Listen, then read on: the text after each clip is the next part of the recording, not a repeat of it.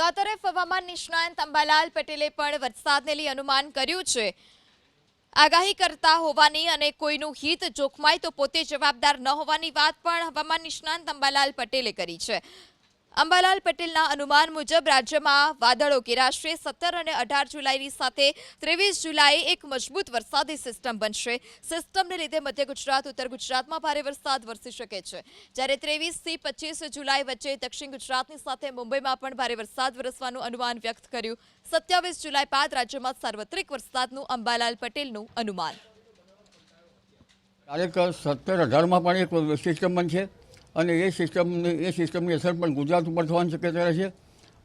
એટલે તારીખ 20 બાદ વરસાદ થવાની શક્યતા રહે છે, પરંતુ તારીખ 23મી જે સિસ્ટમ આસપાસ બનશે એ સિસ્ટમ મજબૂત બનશે અને આ સિસ્ટમના કારણે મધ્ય ગુજરાતના ભાગો, વડોદરાના ભાગો, આણંદના ભાગો તેમજ લગભગ મહીસાગરના ભાગો અને પંચમહાલના ભાગો, આ ભાગોમાં વરસાદ થવાની શક્યતા રહે છે।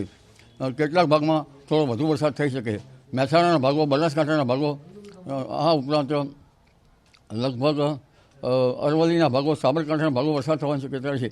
પણ ઉલ્લેખનીય છે દક્ષિણ ગુજરાતના ભાગોમાં અને મુંબઈ, મહારાષ્ટ્રના ભાગોમાં તારીખ 24, 25, 26માં વધુ વરસાદ થવાની શક્યતા રહે છે, જેના કારણે 22 તારીખ પછી દક્ષિણ ગુજરાતના ભાગોમાં ભારે વરસાદ થવાની શક્યતા રહે છે।